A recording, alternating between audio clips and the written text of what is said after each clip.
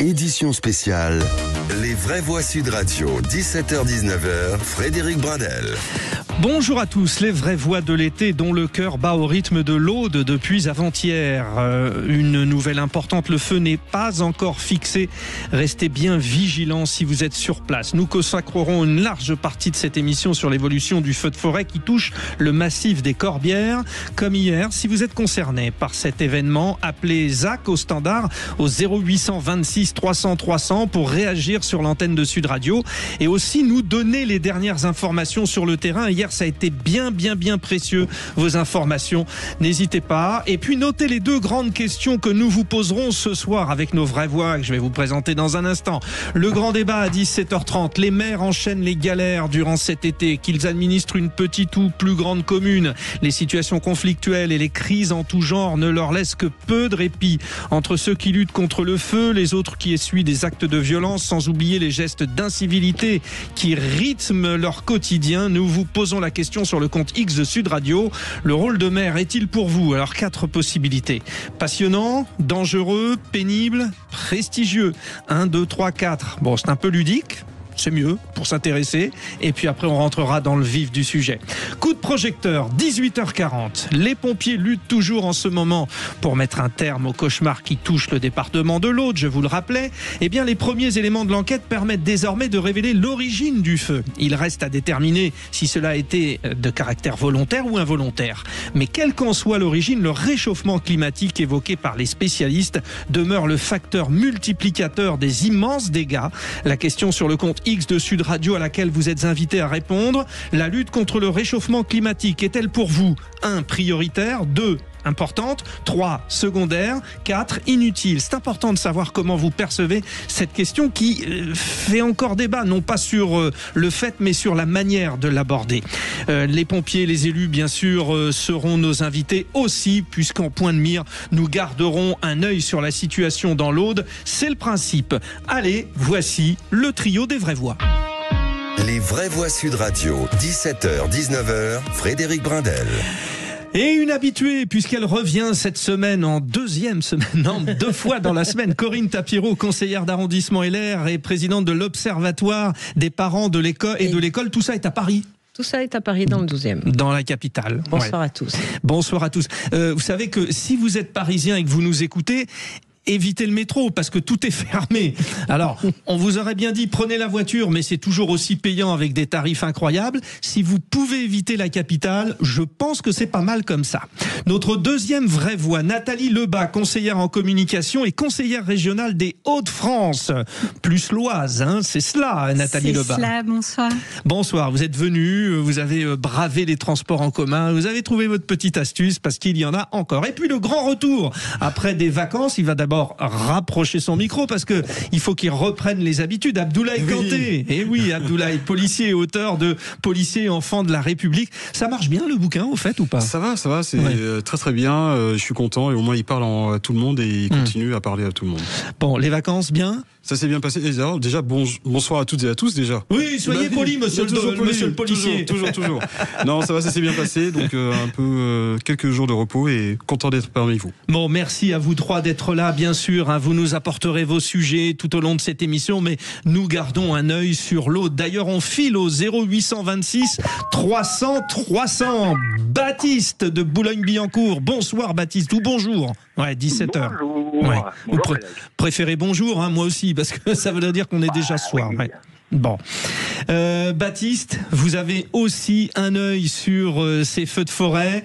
La France ne fait rien pour s'adapter aux événements climatiques. C'est un petit peu l'idée que vous voulez développer. On vous écoute. Oui, elle fait rien, on peut le dire. À minima, on peut être tous d'accord pour dire qu'elle n'en fait pas assez pour adapter la France au dérèglement climatique. Alors, il y a les mesures évidentes. On avait promis des canadaires, il n'y a pas de canadaires. Voilà, ça c'est évident. On va dire qu'il y en a, mais elles ne sont pas renouvelées. Le parc n'a pas été renforcé comme ça avait été promis par le président de la République. Voilà, donc c'est ce qui était promis et qui n'a pas été délivré. Donc confirmé. C'est un manque d'adaptation. Voilà.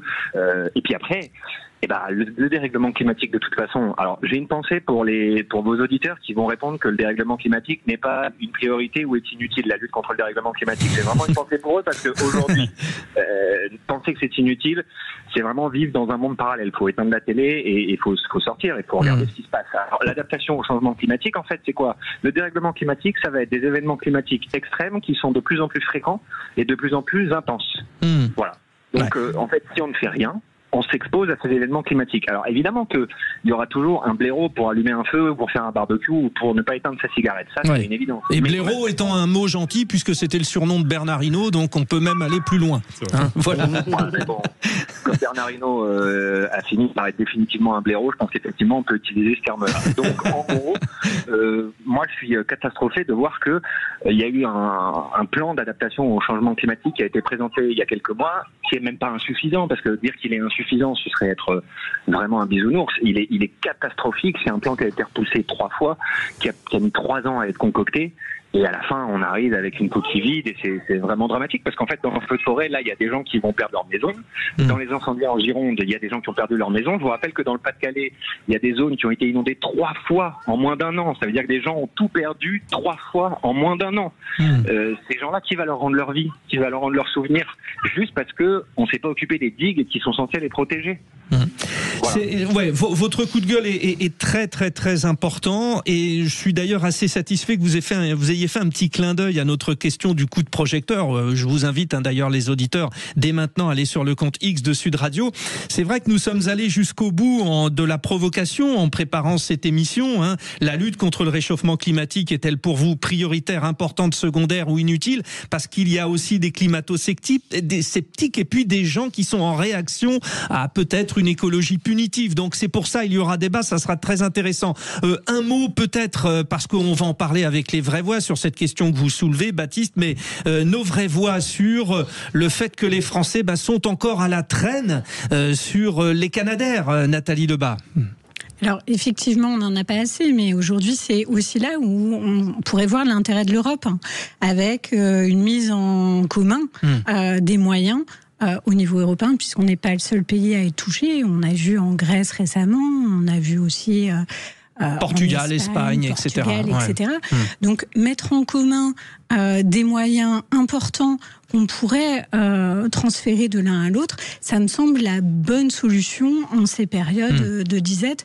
Et aussi en parallèle, alors faut saluer le travail des pompiers, mais aussi rappeler qu'aujourd'hui on n'a pas suffisamment de pompiers et qu'il serait bon ton d'avoir plus de personnes volontaires qui s'engagent dans les pompiers volontaires. Engagés volontaires ou engagés professionnels aussi, parce que c'est important. Ça fait plusieurs fois, puisque vous l'avez déjà évoqué sur d'autres sujets en tant que vraie voix, Nathalie Lebas, que vous faites référence à l'Europe, et c'est vrai finalement, puisque on rappelle que l'entreprise qui construit ces Canadair est canadienne et qu'elle favorise finalement son marché déjà, et qu'on est un petit peu à la traîne. Corinne Tapireau, sur les moyens à la française? Alors, moi, je crois qu'il y a beaucoup de choses qui sont faites en matière de prévention contre le réchauffement climatique, qu'elles sont mal faites. L'histoire des Canadair en est un pur exemple. D'abord parce que nous avons à la tête du pouvoir des dirigeants qui fluctuent au gré du vent. Ça n'aide pas pour pérenniser. Ça n'aide pas pour pérenniser. Donc on n'a plus que 11 Canadair opérationnels. Ce sont des Canadair qui sont anciens.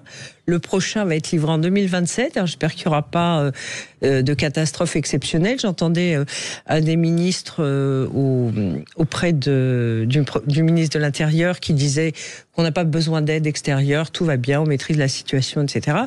On a aussi des décisions qui ont été prises sous la pression d'écologistes qui connaissent rien à l'écologie et qui ont été dévastatrices, notamment pour les forêts, parce que il y avait toute une tradition de boisement spécifique et paysanne qui permettait justement d'avoir des protections entre la forêt et un éventuel feu. Tout ça a été supprimé sur la foi de groupes de pression qui sont plus des agitateurs que des écologistes. Et ça, c'est absolument regrettable. Et Abdoulaye Kanté, alors bon, vous êtes policier, on le rappelle, les hommes du feu, les moyens, encore une fois, tout se tient. Hein. On retrouve des problématiques que vous maîtrisez. Hein. Non, mais en fait, ce qui se passe, c'est que c'est toujours une question de moyens, c'est vrai, mais il y a aussi la question de la prévention, parce que même si il y a un côté préventionnel qui est fait, mais moi, j'ai pas l'impression que je pense qu'on a loupé aussi le virage de la prévention. Non seulement quand on voit que les incendies débutent toujours sur de la négligence, quand on voit le dernier incendie qu'il y a eu il y a quelques temps où effectivement c'était un barbecue, il était mal éteint.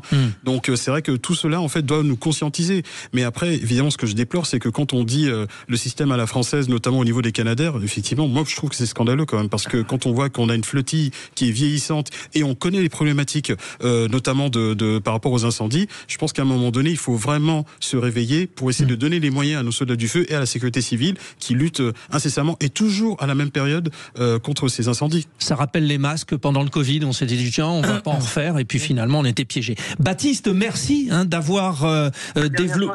Ouais, allez-y Baptiste, rapide. Ouais, très rapide, parce que vous parliez tout à l'heure d'écologie punitive. En fait, la punition, je vais vous dire, c'est les vagues de canicule qui nous frappent de plus en plus. La punition, c'est les gens qui perdent leur maison dans les feux de forêt, qui sont provoqués. En fait, l'écologie punitive, à un moment donné, je pense que vous, journalistes, vous avez un devoir d'arrêter d'utiliser ce poncif. Laissez-le à Valérie Pécresse, en fait, et à Emmanuel Macron. L'écologie punitive, ça n'existe pas. En fait, il y a un terme, moi, que je trouve intéressant. Alors, je n'ai pas dit à le privilégier, puisque moi, par nature, je me dois d'être neutre devant vous. C'est une écologie incitative. Voilà. Après, on y réfléchira. Oui. Mais Baptiste, merci. Vous êtes notre auditeur fil rouge. Vous allez être avec nous tout à l'heure pour le débat. Puis vous jouerez aussi avec nous, parce qu'on est là aussi pour se détendre. À tout de suite, dans un instant, les 3 mots de l'actu. Félix Mathieu va vous faire le point très précis sur la situation dans l'Aude. 16 000 hectares parcourus par le feu, 17 communes touchées. Le bilan est très très lourd. Au 17h-19h, Frédéric Brindel. Oui, nous suivons la situation dans l'Aude. Déclaration de François Bayrou. On espère fixer le feu très vite. François Bayrou également qui dit qu'il faut apporter de l'aide aux sinistrés. Nous allons voir avec les assurances. Voilà pour les dernières déclarations. Mais bien sûr, je laisse la main à notre expert, à celui qui va vous couvrir toute cette actualité dans les 3 mots de l'actu. Bonsoir Félix Mathieu. Bonsoir Frédéric, bonsoir tout le monde. Pompiers, préfets, viticulteurs. Les vraies voix Sud Radio. Les pompiers espèrent pouvoir fixer le feu au cours des heures qui viennent dans les Corbières. Progression de l'incendie contenu à l'heure qu'il est, mais la bataille n'est pas terminée, avertit le préfet de l'Aude. 17 000 hectares parcourus, dont 13 000 complètement brûlés. L'Aude sous la menace des possibles reprises de l'incendie. Les flammes laissent derrière elles des exploitations viticoles dévastées, des interrogations sur les moyens pour éviter la multiplication de telles catastrophes à l'avenir. Les vraies voix Sud Radio. Taper vite et fort, voilà le mot d'ordre diffusé par le colonel en chef des pompiers de l'Aude. Il parle d'une journée de bascule. Les soldats du feu espéraient pouvoir fixer l'incendie dans les heures qui viennent. Mais la menace des reprises plane toujours après ces 17 000 hectares parcourus, dont 13 000 complètement brûlés. Progression contenue, mais attention, la vigilance reste de mise, indique le préfet de l'Aude, Christian Pouget. Rester sur le qui-vive, écouter les consignes qui sont données par la préfecture et au plus près par les pompiers et les gendarmes. La bataille n'est pas encore terminée. Le feu peut repartir de manière plus importante. On a encore quelques jours avant de pouvoir indiquer que le feu sera totalement éteint. Le préfet de l'Aude, Christian Pouget, le bilan humain reste d'un mort, cette dame de 65 ans restée chez elle, mais aussi 13 blessés, 2 habitants hospitalisés dont un grièvement brûlé et 11 sapeurs-pompiers dont l'un souffre d'un traumatisme crânien. Il n'y a plus de personnes portées disparues, vient par contre d'indiquer le préfet. Des gendarmes spécialistes ont été déployés à Ribot, là d'où sont parties les flammes, pour tenter de comprendre l'origine de cette catastrophe.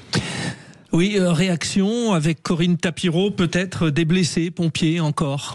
Oui, c'est inévitable, vu la violence des flammes. Ils sont quand même en première ligne. Ce sont, en plus, je voudrais dire, une profession qui est pas suffisamment reconnue, pas suffisamment mise en avant et qui souffre d'ailleurs de rémunération extrêmement faible au regard des risques qu'ils prennent au quotidien, que ce soit dans les incendies ou que ce soit au contact des populations parfois violentes. Et c'est vrai que tous les blessés, n'étaient pas préparés d'abord à vivre cet événement. Et puis c'est là que la vulnérabilité de chacun s'exprime et c'est extrêmement triste. Et je pense que c'est vraiment 3 jours effroyables qu'on vient de vivre et j'espère qu'on les revivra plus. Abdoulaye Kanté, l'enquête, ça y est, c'est parti. Vos confrères gendarmes ont lancé. Ça peut aller très vite. Il y a des astuces et malheureusement, ça risque de faire grincer. Compliqué. Déjà d'une, permettez-moi d'avoir une pensée déjà pour les soldats du feu qui, encore une fois, sont en train de se battre contre le feu et aussi les victimes. Parce que justement, il faudra travailler pour les victimes et les enquêteurs qui seront sur cette enquête vont devoir essayer de trouver, faire la manifestation de la vérité, trouver l'origine, comment ça s'est passé, essayer d'avoir le moindre indice qui pourra permettre de déterminer d'où est parti le feu. Et c'est là où vraiment le gros travail va commencer. Avant toute chose, il faut que les pompiers arrivent à éteindre ce feu, ces incendies, et derrière le travail des enquêteurs au vu. Il y a beaucoup d'astuces pour les enquêteurs. Il y a des moyens techniques aujourd'hui qui permettent de traquer. Surtout les gendarmes en fait ont beaucoup de moyens, notamment ce qu'on appelle le CrimScope, et ou bien aussi au vu des caméras de vidéosurveillance, parce qu'il faut savoir que dans certains endroits en France où il y a des susceptibles de départ de feu, vous avez la sécurité civile et les pompiers qui ont placé des caméras, on va dire, thermiques pour permettre évidemment de détecter des sources de chaleur ou pourrait avoir un départ de feu. Donc ça aussi, ça peut être une aide à l'enquête. Et aussi, on sait très bien que voir aussi, il y a ce qu'on appelle des pyromanes qui sont quand même encore en liberté et voir un petit peu pathologie exactement reconnue, savoir si ces personnes-là dans ce lieu-là étaient à proximité. Donc c'est un gros travail qui va être fait. Donc système de l'entonnoir, voir au plus large et après affiner. Nathalie Lebas, on a le cas de cette dame qui est décédée et qui souhaitait rester chez elle. Il y a aussi des cas, des situations qui humainement sont terribles à gérer. Alors, effectivement, on a ce cas qui est terrible avec cette personne qui voulait pas partir de chez elle et qui est restée jusqu'à la mort. Mais on a aussi toutes ces personnes qui ont le sentiment aujourd'hui d'avoir perdu leur vie. Que ce soit les agriculteurs, que ce soit des personnes qui ont des éleveurs perdu, avec des leurs animaux. Et puis, monsieur, madame, tout le monde qui a perdu sa maison, ses biens, peut-être des animaux. Et ces personnes, aujourd'hui, comment on va les accompagner comment elles vont être indemnisées avec les compagnies d'assurance?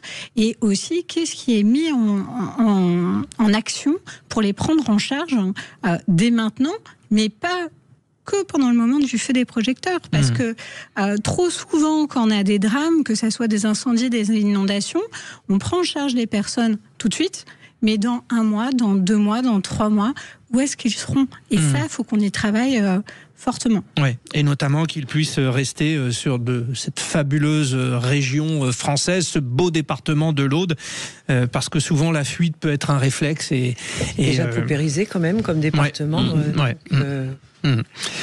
Bien, alors en première ligne dans les Corbières, les vignerons constatent les dégâts, Félix Mathieu. Oui, 80% des vignes de Saint-Laurent-de-la-Cabrerie, Tournisson et Coustouge ont été touchées. Saint-Laurent-de-la-Cabrerie, où Olivier Verdal, vigneron, témoigne sur Sud Radio au milieu de son exploitation. Il a tout perdu. Je peux vous dire qu'à 15 jours de la vendange, là je suis sur une parcelle de Carignan. Il y a 50 arts de Carignan que mon grand-père avait planté. Je peux vous dire qu'il y a 20 souches qui restent qui sont vertes. C'est un massacre. C'est une catastrophe, quoi. Moi, j'avais interpellé tous les pouvoirs publics en leur disant qu'on était en 3 ans de sécheresse. Je pense que nos énarques parisiens n'ont pas voulu nous écouter, quoi. Quand on pousse des cris d'alarme, quand on dit que les feux commenceront aux portes de Carcassonne et finiront à la mer, voilà, aujourd'hui on y est. Je pense qu'on nous a un peu abandonnés, quoi, dans la région. Et on nous a abandonnés quand on criait qu'on était en état de sécheresse et qu'il nous fallait de l'eau, il nous faut de l'irrigation. Maintenant on y est. Olivier Verdal, vigneron à Saint-Laurent-de-la-Cabrerie, avec Jean-François Aquili sur Sud Radio. Il nous disait d'ailleurs ce matin effectivement qu'il avait peur que tout le monde passe à autre chose dans quelques semaines. La préfecture estime que 8 à 900 hectares de vignes ont été perdus pour le moment dans cet incendie des Corbières. Notez que dans l'info en plus de 18h15 dans les vraies voix sur Sud Radio, on sera aussi avec le secrétaire général du syndicat des vignerons de l'Aude. Ce drame pose aussi la question des moyens aériens face à de telles catastrophes. 13 Canadair, 7 Dash mobilisés, soit une mobilisation de la totalité du dispositif national actuellement disponible, sans compter tous les hélicoptères.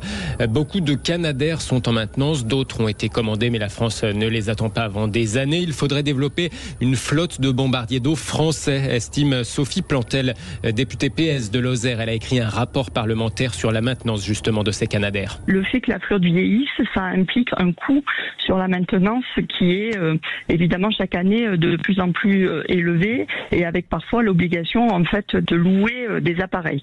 Aujourd'hui, l'État français a 2 contrats et peut louer jusqu'à 16 appareils supplémentaires. Donc on a les 60 en flotte nationale et nous pouvons en louer 16 de plus. Mais lorsque le climat change, les besoins sont les mêmes partout. Ça veut dire que petit à petit, en fait, on aura aussi des tensions sur la location. Et nous, ce que nous disons aujourd'hui, c'est puisqu'on a pris un peu de retard sur le renouvellement des canadaires, réorientons finalement les moyens financiers, d'autant plus qu'on a des entreprises françaises qui seraient en mesure, avant 2030, de proposer les premiers bombardiers d'eau. Sophie Pantel, députée PS de l'Hérault avec Laurence Perrault. Elle nous expliquait aussi que les canadaires sont sujets à la corrosion puisqu'ils ont été conçus pour prélever l'eau à la surface des grands lacs canadiens, grands lacs d'eau douce, et pas donc avec l'eau de mer qu'on utilise ici en France, ce qui explique aussi ces nécessités de maintenance des canadaires. Merci Félix Mathieu. Avec ces points de vue avertis et puis les vôtres aussi que vous nous avez livrés précédemment, les vraies voix, on commence à y voir un petit peu plus clair sur ces questions qu'on développe tout au long de cette édition spéciale consacrée toujours aux incendies dans le massif des Corbières. J'en profite pour vous livrer cette autre déclaration de François Bayrou, le Premier ministre. La longue séquence de réchauffement climatique qu'on est en train de vivre exige qu'on change nos modes de vie. Nous en reparlerons justement tout à l'heure avec notre coup de projecteur de 18h40. Le petit dernier de la bande, à chaque fois, on vous le rappelle, mais c'est vrai, Paul Vinel, qui s'essaye cette semaine donc à ses premières chroniques, et c'est toujours très bien tourné. Bon, c'était l'objectif vacances. Là, on reste sur la problématique autour du feu. Paul, bonjour. Bonjour à tous. Effectivement, voilà, les lits de camp, couverture, nourriture, de nombreuses communes touchées par le feu. Eh bien, il y a la solidarité qui domine. 17 centres d'hébergement provisoires ont ouvert la nuit dernière, avec une capacité pouvant aller jusqu'à 1759 personnes évacuées. Cap donc à Tuchan, dans l'Aude, cette commune de 800 habitants a été épargnée par les flammes, heureusement. Et dans la salle polyvalente, près de 250 sinistrés évacués ont été accueillis. Béatrice Bertrand, maire de Tuchan, témoigne au micro de BFM TV. Les flammes étaient très imposantes, très importantes, et les personnes que nous avons accueillies étaient beaucoup en stress. Voilà, et les enfants très effrayés. Il était très très important de les accueillir dans les meilleures conditions qui soient et de leur porter de l'attention, de discuter avec eux, parce qu'ils étaient parfois dans la panique totale. À noter d'ailleurs que le feu a parcouru 17 communes depuis mardi et 36 habitations ont été détruites ou endommagées par les flammes. Voilà, il y aura aussi tout un tas d'opérations comme ça, de gestes de solidarité. Merci Paul Vinel. Peut-être une petite réaction, la solidarité, élément crucial, Abdoulaye Kanté. Pour moi, oui, effectivement, on sait qu'il y a des sinistrés et que l'important de la solidarité, c'est évidemment que les sinistrés puissent avoir accès avec certaines initiatives pour pouvoir les aider, parce que certains malheureusement ont perdu leur maison, donc ils savent pas où aller. Donc en dehors des problèmes, on va dire étatiques, on sait que il y a des gens qui peuvent être là pour donner. Donc n'hésitez pas, rapprochez-vous aux personnes qui sont sinistrées, essayez de leur apporter ce qui est vêtements, des vivres, de l'eau. Donc vraiment mettre en avant cette solidarité, c'est très important, je pense. L'expérience du policier qu'on voulait vous faire partager. Bon, dans un instant, nos 3 vraies voix vont plancher, vous aussi les auditeurs de Sud Radio. Les nouvelles de Gilles Dussault sont rassurantes. Le maire de la petite commune iséroise de Villeneuve-de-Marcq, hospitalisé en urgence absolue hier, suite à l'agression d'un de ses administrés, est désormais sauvé. Ces cas se sont multipliés ces derniers mois, comme dans le département du Val d'Oise, il y a 2 ans à Pontoise. La mère avait été prise pour cible par des émeutiers. Nous en parlons avec elle justement dans un instant. Le temps de vous suggérer la question sur notre compte X de Sud Radio. Le rôle de maire est-il pour vous 1. passionnant, 2. dangereux, 3. pénible, 4. prestigieux? Merci Stéphanie Van Eu, maire LR de Pontoise dans le Val d'Oise, d'être avec nous. Dans un instant, on va débattre. Juste une petite question qui amène une réponse rapide. Les événements de cet été confirment une situation toujours plus insupportable pour certains maires. Vous confirmez? Oui, je le confirme. Alors, petite coupure. On va la retrouver dans un instant. En tout cas, c'est promis. Stéphanie Van Eu, la maire de Pontoise, sera avec nous. À tout de suite. Les vraies voix Sud Radio, 17h-19h, Frédéric Brandel. Les 3 vraies voix pour cette avant-dernière étape de la semaine, la 1er d'août. Corinne Tapiro est avec nous, conseillère d'arrondissement LR à Paris, présidente de l'Observatoire des parents et de l'école. Nathalie Lebas est avec nous, conseillère régionale des Hauts-de-France, également présidente de la commission enseignement, recherche administrative et l'URSSAF du Picardie, les Picards. Et puis Abdoulaye Kanté, le policier que vous connaissez, que vous adorez, auteur de Policiers enfants de la République. Voilà nos 3 vraies voix, ils sont prêts pour le grand débat. Les vraies voix Sud Radio, le grand débat du jour. Le maire de Villeneuve-le-Marc est hors de danger. Gilles Dussault et son fils se sont fait agresser hier dans leur commune par un des habitants. Depuis avant-hier, les maires des communes touchées par les incendies dans l'Aude battent le pavé pour parer aux nombreuses urgences. En début de semaine, le maire de Gujan-Mestras tentait d'interdire l'installation illégale d'un camp des gens du voyage malgré les menaces. La vie de maire interroge en cet été 2025. Nous vous posons la question sur le compte X. Donnez-nous votre point de vue. Ça commence là, mais je veux plus de réponses. Allez-y, sur le compte X de Sud Radio, le rôle de maire est-il pour vous 1. Passionnant, vous dites oui à 23%. 2. Dangereux, vous dites oui à 24%. 3. Pénible, vous dites oui à 44%. Et prestigieux, seulement oui à 10%. Ben, ça tombe bien, nous avons avec nous une mère qui a été victime d'agression il y a 2 ans dans sa commune de Pontoise, alors que nous étions sous la menace des émeutiers et les émeutiers l'ont repéré. Sophie Van Eu est avec nous. Cette fois-ci, la liaison va fonctionner. On a sécurisé avec le téléphone. Bonsoir, Madame la maire. Bonsoir.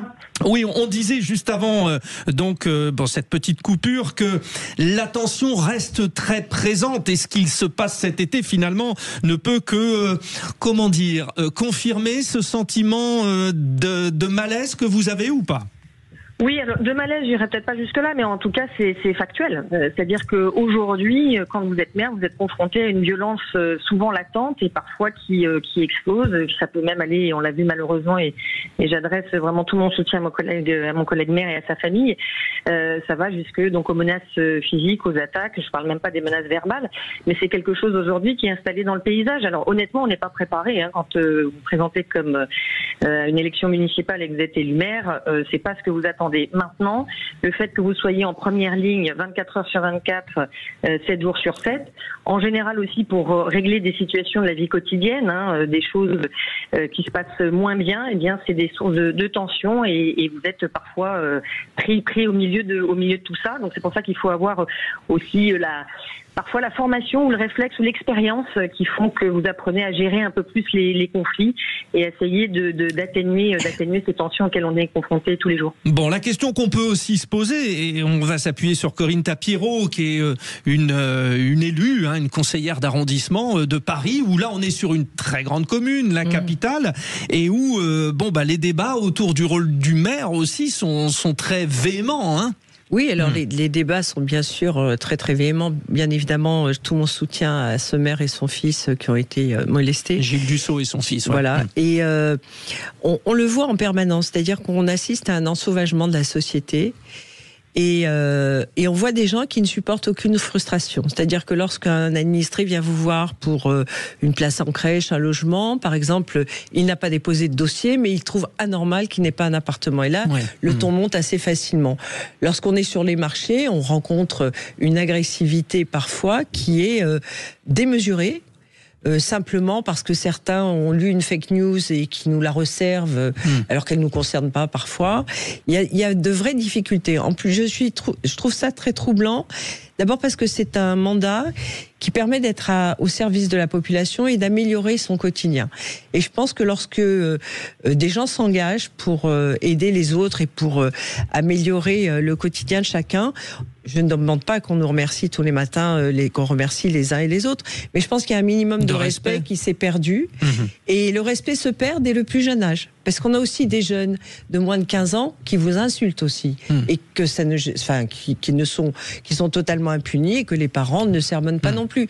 Donc il y a de toute façon un malaise dans la société. Le maire acteur de la société, d'une société qui est de plus en plus violente et dont il est l'acteur et évidemment il le subit. D'autant qu'il y a des tas de choses qui ont été faites pour donner davantage la parole à la population, comme les conseils de quartier, etc. Mais même là, dans ces lieux, soit ils ne la prennent pas, soit lorsqu'ils l'ont prise, ils sont jamais satisfaits. Voilà. Stéphanie Von on rappelle, alors désolé d'y revenir, mais bon là, l'agression dont vous avez été la victime il y a 2 ans, c'était suite aux émeutes. Il y a quelque chose qui avait marqué à l'époque, c'est que les émeutes donc répondaient à un mouvement bien précis, on va dire, contre l'autorité, et c'est le fait que les émeutiers vous aient reconnu qu'ils aient agi finalement. C'est parce que vous étiez la maire.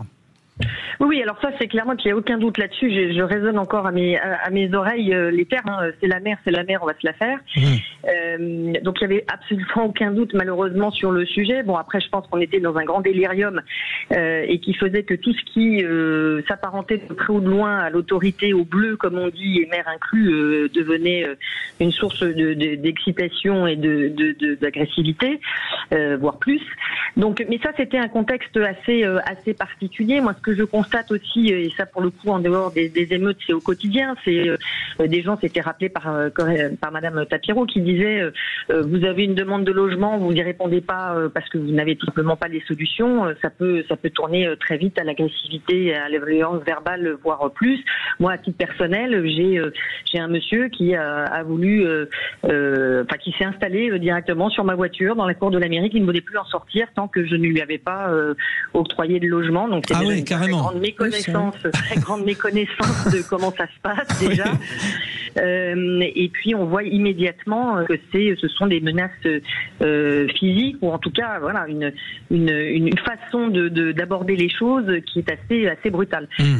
J'ai eu d'autres cas alors là il n'y avait même pas de demande, c'était simplement que le monsieur était pas content et donc il a forcé les portes de la mairie il voulait me refaire le portrait à coups de pelle. Donc bon, il a évidemment été interpellé par la police municipale puis par la police nationale. Ce qui aboutit au fait, et ça c'est quand même un phénomène nouveau, en tout cas chez moi à Pontoise, c'est que on est obligé de sécuriser un certain nombre de lieux, y compris au sein de la ville, de la mairie. Par exemple, le couloir qui mène à mon bureau est désormais sécurisé par une porte avec code. Alors que jusqu'à présent, on pouvait y accéder relativement facilement. Il a fallu malheureusement, parce que je pense qu'on doit rester accessible, mais compte tenu de ces différents événements, il a fallu sécuriser davantage. C'est le cas également pour le service de l'état civil, ça a été rappelé. Vous avez pour obtenir des documents qui sont souvent difficiles à avoir. Soit parce qu'on considère que les concitoyens considèrent que les délais sont trop longs, soit parce que effectivement il y a un certain nombre de documents qu'il faut fournir et qu'il en manque un, et donc on peut pas délivrer la pièce immédiatement, et ça peut tourner assez vite vinaigre. Et ce qui nous a contraint au service de l'état civil là aussi de mettre en place des caméras, un bouton d'alerte d'urgence. Voilà, c'est vraiment très regrettable parce qu'on voit bien qu'on ne peut plus avoir sinon de discussion, en tout cas même de pédagogie sur comment les choses se font et s'expliquent, et qu'on en arrive assez vite, je vous dis, à des menaces, y compris physiques. Bon, 2 exemples très concrets, celui de Paris avec vous, Corinne Tapiro, celui, on va dire, d'une jolie ville de la banlieue parisienne, Pontoise, avec un très beau centre hospitalier. D'ailleurs, je remercierai jamais assez pour ma fille. Ma fille est née aussi. Voilà. Donc Pontoise, bravo. Merci pour eux. Ma fille est née. Oui, à chaque fois, je n'y manque pas. Le service néonat, c'est parfait. Oui. Et puis sur alors l'aspect, et là je me tourne vers vous, Nathalie Lebas, conseillère régionale des Hauts-de-France. Vous êtes issue de l'Oise, alors vous êtes voisine aussi. Pour les maires des petites communes, c'est devenu la galère. Je donnais l'exemple tout à l'heure des gens du voyage qui doivent être gérés à chaque fois et qui n'ont peut-être pas les mêmes codes traditionnels de ce qu'on attend de la vie en société. Et là, les maires, par exemple, se retrouvent face à ce genre de conflit. Sur les petites communes, ils sont bien démunis. Alors que ça soit sur les petites communes ou les grandes, j'ai envie de dire, parce que la loi est complexe, les élus, ça a été dit, sont pas forcément formés. Et moi, je regrette qu'aujourd'hui, on n'ait pas suffisamment de formation pour les élus lorsqu'ils sont en poste, pour leur apprendre à déjouer justement des situations de conflit. Vous l'avez dit, je suis administratrice de l'URSSAF de Picardie. À l'URSSAF de Picardie, on a mis en place des formations pour tous les agents en relation avec le public pour savoir calmer le jeu en cas de situation qui remonte. Et en parallèle, moi j'ai envie de dire, c'est aussi pas seulement avec les gens du voyage, c'est avec tout le monde. Non, je donnais cet exemple parce que dans l'actualité, cet exemple est arrivé. Mais aujourd'hui, en fait, ça a été dit plein de fois, c'est un ensauvagement de la société. Et au questionnaire passionnant, dangereux, pénible ou prestigieux, moi je dirais les 3 premiers.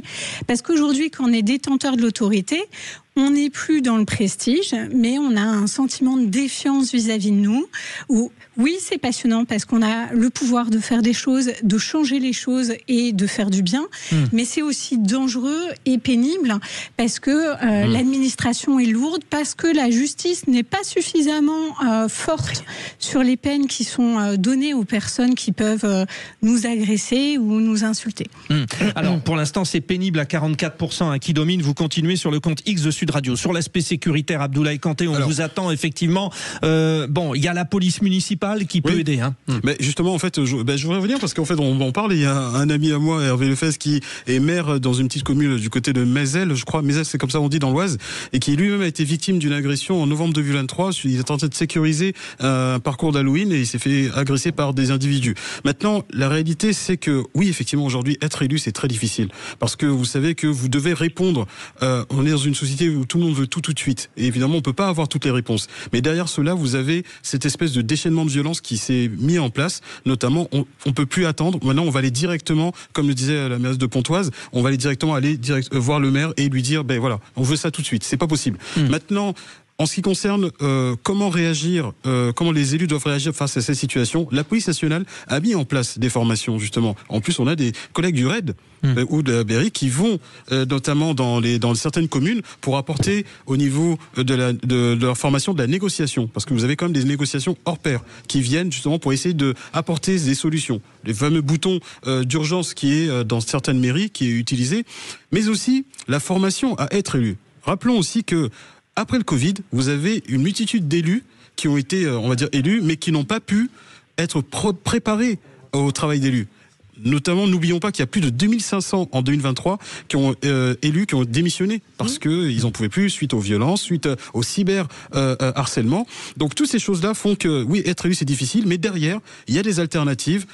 Moi, je milite aussi pour qu'il y ait un pacte quand vous arrivez comme à l'école. Donc, vous êtes élu, vous avez votre pactage qui est là, et cela vous permet de comprendre tous les enjeux par rapport à votre commune, qui vous devez solliciter en cas de problématique, notamment un administratif qui est violent. Et voilà. Et là, je pense que dans ce sens-là, on pourra y arriver. Bon, alors Philippe le maire, alors on m'a pas donné son nom, monsieur le maire de Marmont, Pacha, bonsoir monsieur le maire. Alors bon, ils sont gentils, mais ils me disent Philippe, mais j'ai quand même votre nom, vous êtes maire, je vous écoute. Philippe de Grise, oui. Philippe de Grise, merci. Et c'est dans le Lot-et-Garonne, le 47. Voilà. Comment vous vivez votre vie de maire de petite commune aujourd'hui ? Bon, je le vis avec passion. Justement, je sors d'une célébration de mariage, vous voyez, de Corentin et Carole, sœurs de notre commune, qui se sont mariés cet après-midi. Bon, il y a des choses comme ça, et dans des petites communes, moi j'y suis né, j'ai vécu tout le temps, j'y suis agriculteur sur cette commune, donc c'est un peu une passion de pouvoir perdurer, d'avoir ces communes qu'elles restent autonomes, qu'elles puissent encore exister, et grâce à un système dans une agglomération, une communauté de communes, on arrive à se sortir un petit peu. C'est compliqué. Je pense qu'on pourrait avoir un petit peu plus de moyens qui nous soient attribués. Alors ça c'est important parce qu'on parle souvent de ces communautés d'agglomération, ces agglomérations. Bref, il y a plein de termes, mais ça veut dire que sans cette mutualisation, vous pouvez pas assurer seul pour une commune comme ça. C'est ce que vous dites, Philippe de Grise. Ouais. Oui, non, ça nous aide bien, ne serait-ce que pour la voirie. Il y a un système qui est communautaire et qui marche bien, donc ça va, quoi. Après, je pense qu'il pourrait libérer un petit peu plus de moyens par les attributions de compensation. Les maires comprendront ce que je veux dire. Et pour ces petites communes rurales qui n'ont justement pas trop d'attributions de compensation, et pour pouvoir un petit peu investir, entretenir, avoir un peu d'avenir. Et je pense que c'est important d'avoir ces communes vivantes pour justement que le territoire associatif. Nous sommes une commune de 170 habitants et malgré ça, nous avons quand même 23 animations dans l'année qui sont faites par des associations et tout ça, c'est parce qu'il y a une dynamique parce que la commune existe. Ouais. Et aussi, c'est pour le côté agricole, pour que ces communes, elles défendent le monde agricole, et je pense que c'est très important. Ouais. Vous êtes maire depuis combien de temps? C'est mon premier mandat. Vous représentez en 2026 ou pas? Oui. Bon. Ça veut dire que l'expérience est positive. Oui, et puis bon, je veux dire, on a lancé des projets. Voilà, je veux dire, on va essayer d'aller jusqu'au bout de tous ces projets. On ne veut pas s'arrêter comme ça, quoi. Moi, j'ai fait 4 mandats. C'est très bien. En tant que conseiller, et je ferai un de plus. Sûrement que j'en ferai pas plus, quoi. Bon.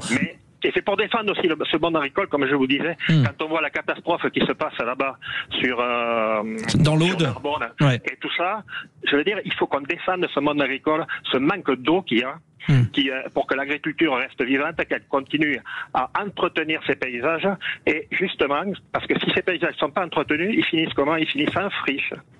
Ouais. Ouais. Et on l'a. Alors je sais pas si ça a coupé, mais en tout cas on a déjà aussi ce sujet. On en a déjà parlé et Monsieur le maire donc de cette ville de Marmont-Pachas nous le confirme. Merci Philippe de Grise. Bon, on a vu les toutes petites communes, on a eu les élus. C'est passionnant, hein, ça passe vite. Je voulais juste avoir l'avis de Baptiste, notre auditeur au 0826 300 300. Baptiste, ça vous donne envie d'être maire, vous ou pas? Moi j'ai toujours eu une passion pour la politique et je dois reconnaître que le mandat qui à mon avis permet de faire le plus de choses et permet de faire une vraie différence sur la vie des gens, je pense que c'est vraiment le mandat de maire. Donc oui, moi je crois vraiment et je suis d'accord avec l'élu qu'on vient d'entendre. Et si je peux faire une petite pirouette pour conclure, je dirais que en matière de gestion de l'eau, il a raison, c'est une donnée très très importante.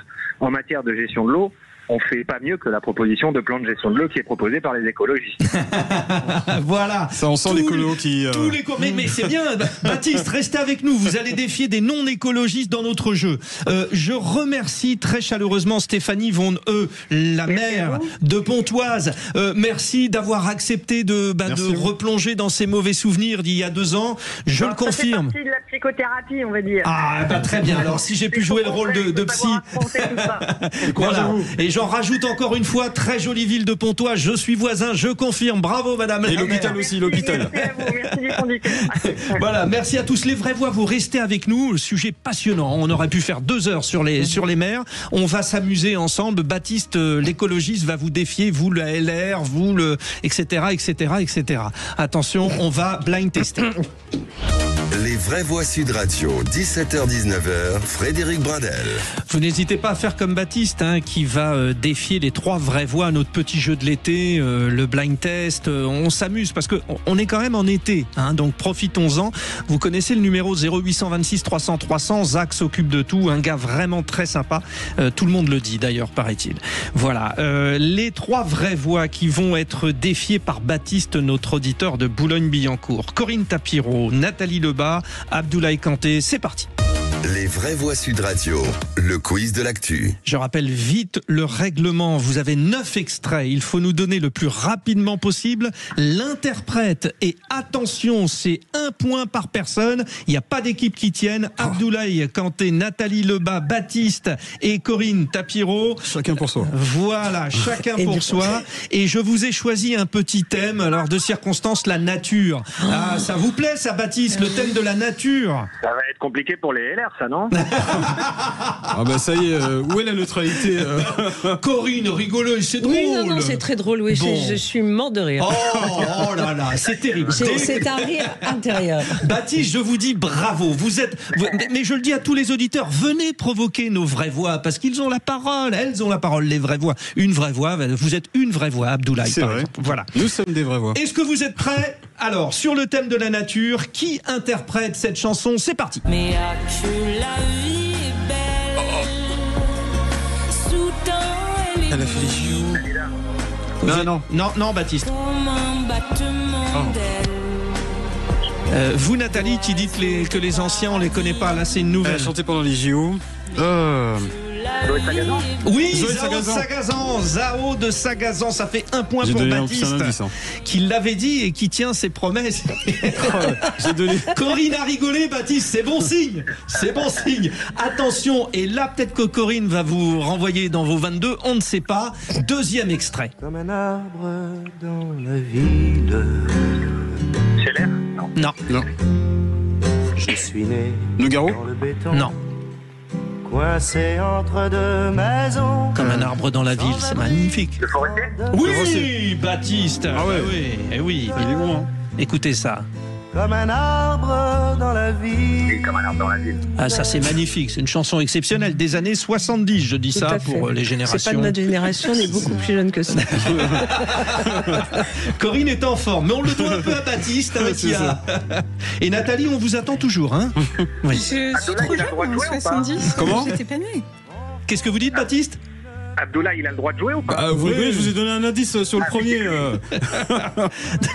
Allez, un petit provoque sur la police et tout. Il est bien, notre Baptiste. Ouais, il est bon. Allez, extrait numéro 3. Car leurs mots voleront un éclat, car il n'y aura plus que Oui, Cabrel. Baptiste, ça y est, hein. vous êtes peut-être, à un jour de la fin de mon septennat de cet été, le premier auditeur qui allait gagner. Ouais, mais mais si- ça fait 3, mais attention, il y a encore 6 extraits.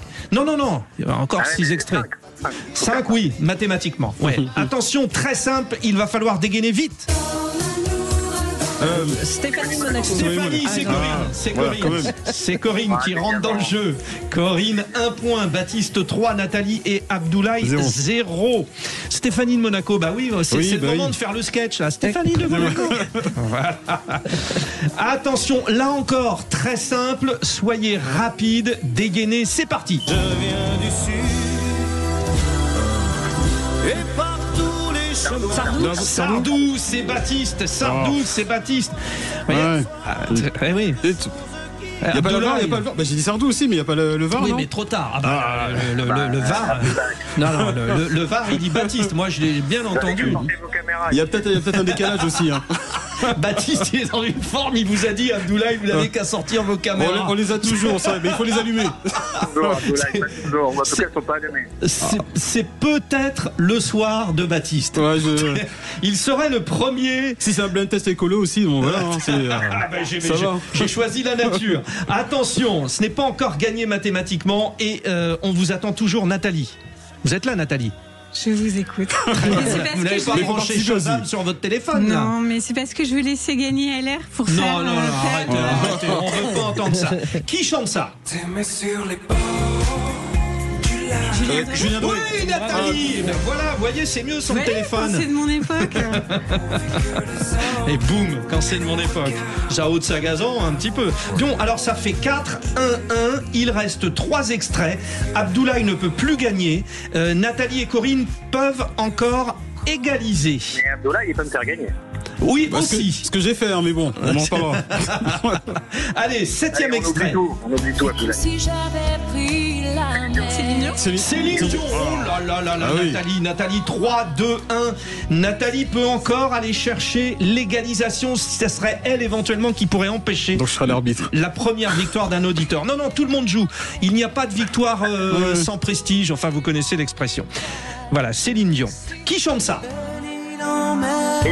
Woolsey. Ouais, Woolsey, Baptiste a gagné. Baptiste, exceptionnel.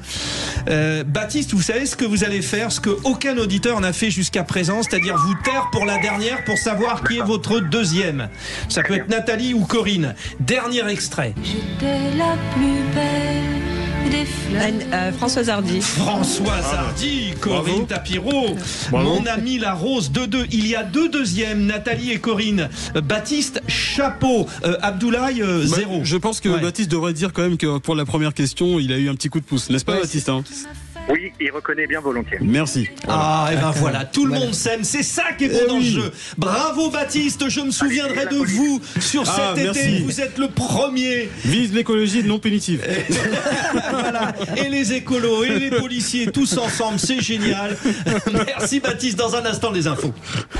Édition spéciale, les vraies voix Sud Radio, 17h-19h, Frédéric Brindel. Corinne Tapiro est avec nous, elle est conseillère d'arrondissement à Paris et présidente de l'Observatoire des parents et de l'école. Nathalie Lebas, qui est conseillère régionale des Hauts-de-France et conseillère en communication.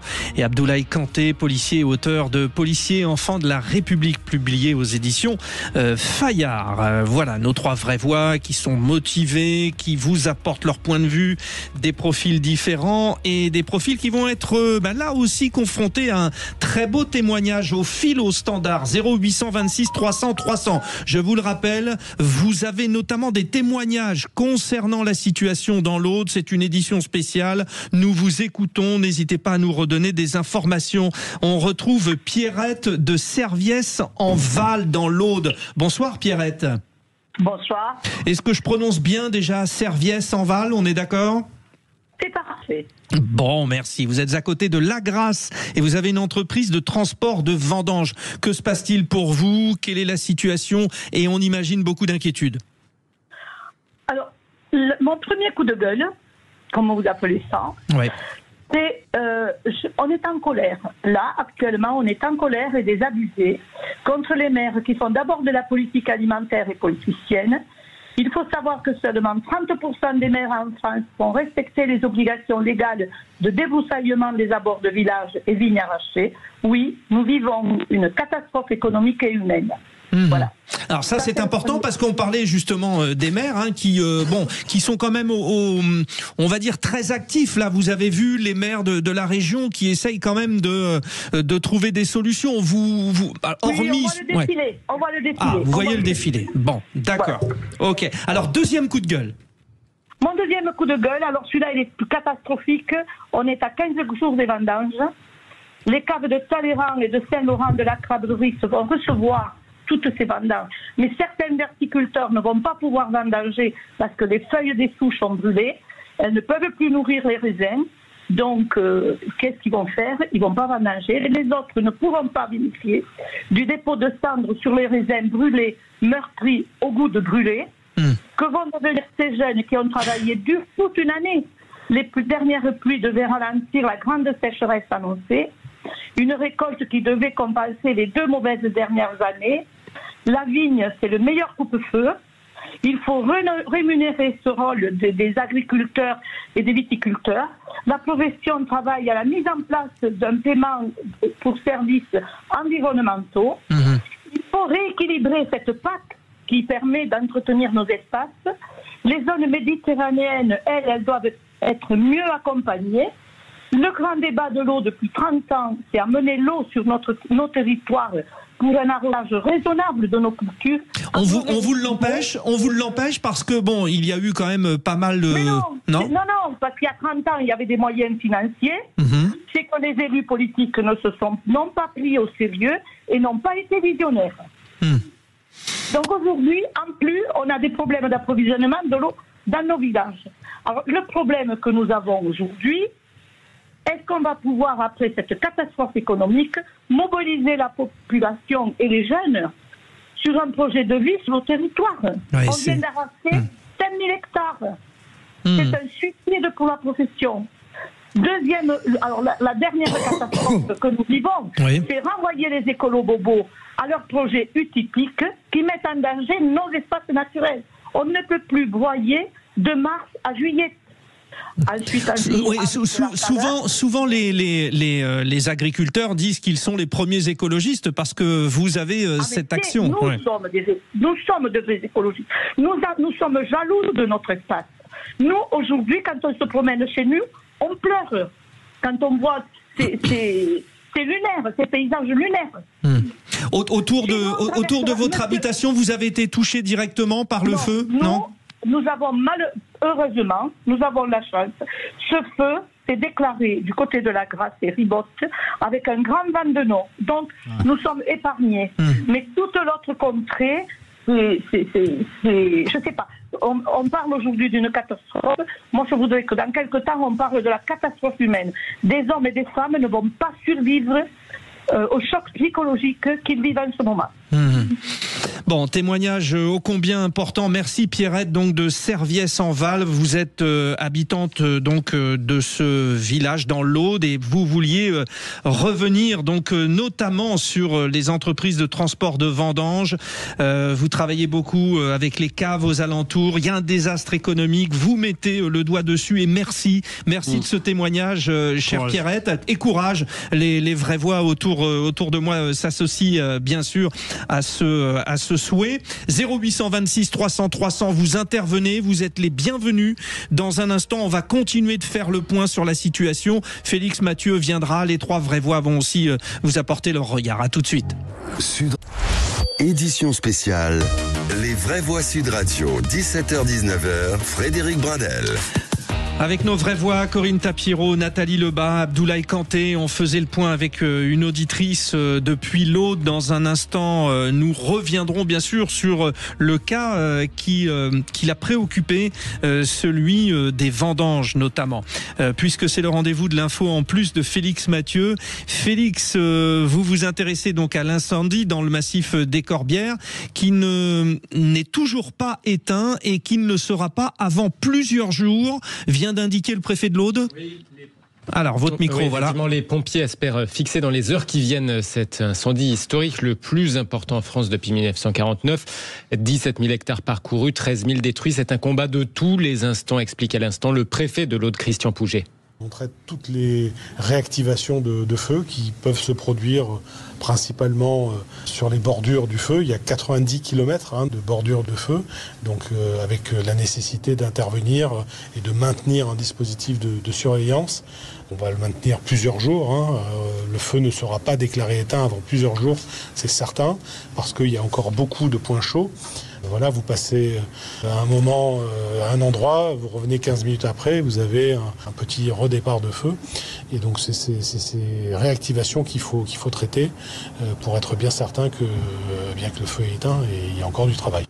Le préfet de l'Aude, Christian Pouget. Ouais. On sent bien, Abdoulaye Kanté, que toutes les équipes qui s'occupent de la sécurité, du suivi, sont encore mobilisées. Ça va durer très longtemps. Il va falloir une grosse coordination en fait des services qui sont, on va dire, impliqués par rapport à cet incendie, et aussi, notamment, on voit le préfet qui doit faire malheureusement un point, on va dire, fréquent pour essayer d'expliquer la situation, pour montrer aussi, notamment aussi pour les sinistrés, qui doivent eux aussi prendre des dispositions, savoir un peu où ils doivent aller, comment être acheminés, quels sont les services, les moyens de l'État qui sont mis en place, notamment pour les sinistrés, ceux qui ne peuvent pas, on va dire, se loger, voir aussi l'entraide. Aussi, quel est le point de l'entraide, notamment les associations qui doivent rentrer en contact avec ceux qui ne peuvent pas se loger, mais aussi, surtout, le point aussi au niveau des forces vives, c'est-à-dire notamment les pompiers et la sécurité civile, quel est leur champ d'action, et savoir un petit peu où le feu est en train de se propager, la progression, pour évidemment anticiper l'arrivée, notamment dans certaines zones où ils peuvent être impactés, quoi. Félix Mathieu, direction donc Saint-Laurent de la Cabrerie, dont on parle beaucoup. Oui, une des communes les plus sinistrées du côté des vignes aussi. 800 à 900 hectares de vignes détruits au total dans ce massif des Corbières. Et pour les communes, par exemple, de Saint-Laurent de la Cabrerie, de Tournisson, de Coustouche, c'est 80% du vignoble qui a été touché. Pour en parler, nous sommes en ligne avec le secrétaire général du syndicat départemental des vignerons de l'Aude. Bonsoir Franck Saillant. Oui, bonsoir. Bonsoir, merci d'être avec nous. Oui. Dans les vraies voix sur Sud Radio, vous avez rencontré le Premier ministre François Bayrou aujourd'hui. Qu'est-ce que vous lui avez dit ? Effectivement, bon, c'était hier qu'il s'est déplacé. Alors qu'est-ce qu'on lui a dit ? On attendait surtout qu'il vienne constater sur place l'impact des dégâts et surtout le rôle essentiel de la vigne dans des incendies géants comme on a connu là. Parce que ça fait 20 ans qu'on le dit et malheureusement aujourd'hui on n'est même pas surpris parce qu'on savait que ça allait arriver. On le sait très bien et les pouvoirs publics ont fait la sourde oreille pendant des années et malheureusement aujourd'hui on est au pied du mur. Qu'est-ce qui n'a pas été fait que vous auriez voulu lorsque vous dites ça fait 20 ans qu'on le dit ? ce qu'on attendait, c'était déjà un accès à l'eau dans des massifs comme les Corbières, qui sont des terres en proie à la sécheresse depuis plusieurs années. Et ensuite, une aide au maintien en zone défavorisée, comme les ICHN, qui sont des aides compensatoires au handicap naturel qu'il y a sur d'autres cultures que la vigne. Et malheureusement, la vigne en est exclue. Donc du coup, sécheresse égale mauvaise récolte, difficultés financières. Et malheureusement, il n'y a que l'arrachage pour essayer de se sauver financièrement. Et aujourd'hui, cet arrachage, on le paye. Et ces arrachages depuis 20 ans, qui aujourd'hui ont montré leurs limites. Parce qu'à l'époque, vous aviez les villages qui étaient protégés par une barrière de vigne. Et aujourd'hui, vous avez des trous dans la raquette. Et au lieu de s'arrêter aux portes des villages, ça rentre dans les villages et on voit les dégâts que ça fait aujourd'hui. Alors, Franck Saillant, justement, en plateau, Corinne Tapiro évoquait ce phénomène, Corinne. Oui, merci en tout cas de votre témoignage. Oui, j'évoquais ce phénomène qu'on voit d'ailleurs quand on se promène dans les campagnes de France.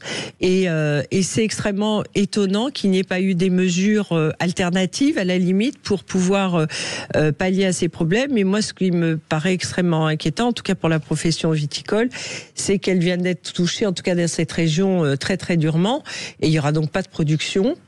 Et c'est des centaines de viticulteurs qui vont mettre la clé sous la porte. Et comment vont-ils être aidés ? Comment cela va-t-il être compensé au niveau des assurances, etc. Vous avez déjà une idée ? Voilà, je vous remercie de poser la question parce que pour moi c'est le point central. Parce que bon, il y a le côté structurel là qu'il va falloir mettre sur la table avec les pouvoirs publics très rapidement pour éviter que ce genre de catastrophe se reproduise. Mais ça, c'est l'urgence qu'il faut gérer parce qu'on est à une semaine, voire 10 jours des vendanges dans cette région. Et aujourd'hui, les problèmes liés aux fumées, aux retardants ne sont pas dans le système assurantiel. C'est-à-dire qu'aujourd'hui, toutes ces personnes qui ont perdu leur récolte vont se retrouver sans revenus. Donc ça, il faut absolument que la solidarité se mette en place. Voilà. Et ça, j'ai interpellé le Premier ministre là-dessus, il a tourné la tête, et parce que je pense que le dossier n'a pas été travaillé. Il a aussi dit en préambule que de toute façon l'état des finances était compliqué. Voilà, de toute manière, dès qu'il se dépasse, c'est ce qu'il dit en premier, au cas où on lui demanderait de l'argent.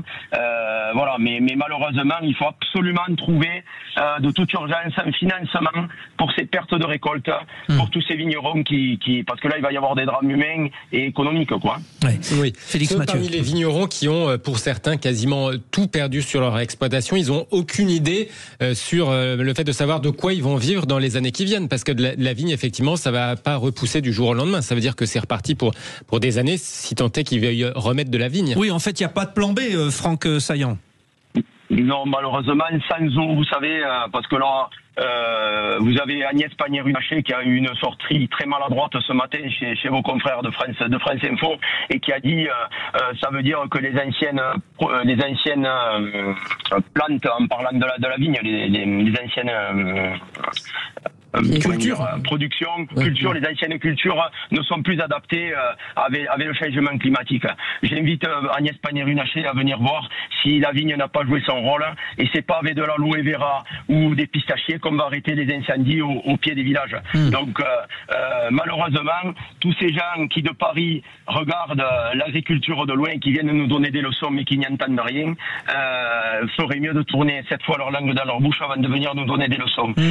Alors, Oui, tout à fait. Alors, autre réaction autour de votre cas, les vraies voix sont là pour vous poser des questions. Franck Saillant, Nathalie Lebas, vous qui êtes spécialiste de tout ce qui est l'administratif de l'URSSAF, notamment dans les Hauts-de-France, là, il faut que l'administratif fasse quelque chose, là. Ouais. Alors, effectivement, moi, je pense que, comme le disait monsieur, c'est toujours étonnant d'entendre des Parisiens venir donner des leçons d'écologie à ceux qui vivent auprès de la nature. Sur la question financière, moi je pense qu'il est extrêmement important d'alerter les pouvoirs publics et que les différentes politiques se mobilisent à la fois pour qu'il y ait des fonds de solidarité qui soient débloqués, mais aussi en parallèle. Moi, je pense que dans un tel cas, le préfet, avec les services fiscaux et de l'URSSAF, peut déjà suspendre les cotisations. Oui, et aider ces entrepreneurs. Mettre en place tout un tas de fonds sociaux. Il existe des choses. Souvent, le monde de l'entrepreneuriat ou de l'agriculture le connaît pas, mais il y a des fonds sociaux, que ça soit au niveau des caisses de sécu, mais aussi des associations d'aide aux entreprises qui aujourd'hui ont toute leur place pour se mobiliser et accompagner.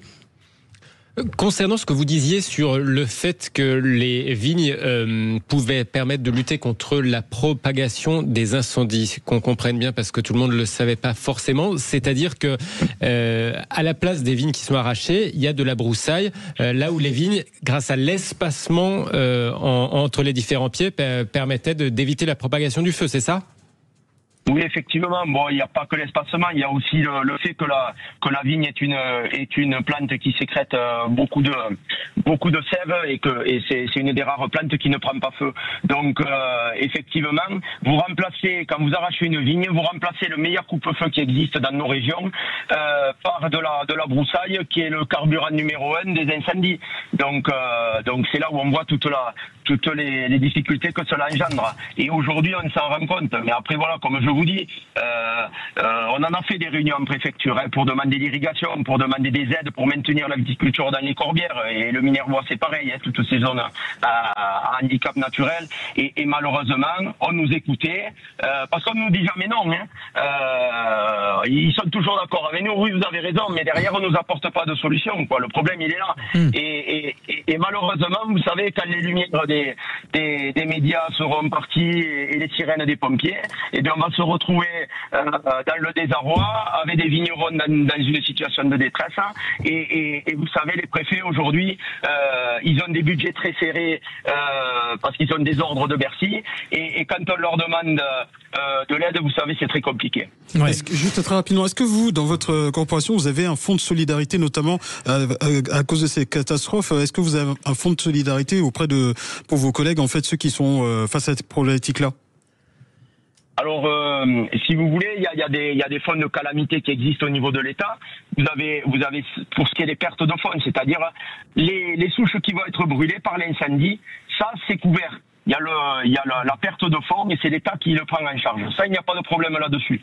Quand vous avez un gel, une grêle, les agriculteurs qui sont assurés, ils sont couverts. Mais ce risque de destruction de la production par l'incendie, que ce soit, comme je vous disais, par les retardants ou par les fumées, ce n'est pas couvert. Et c'est là où il faut arriver à trouver une solution. Et même réfléchir à l'avenir, voire à le mettre dans les risques assurables. Merci beaucoup.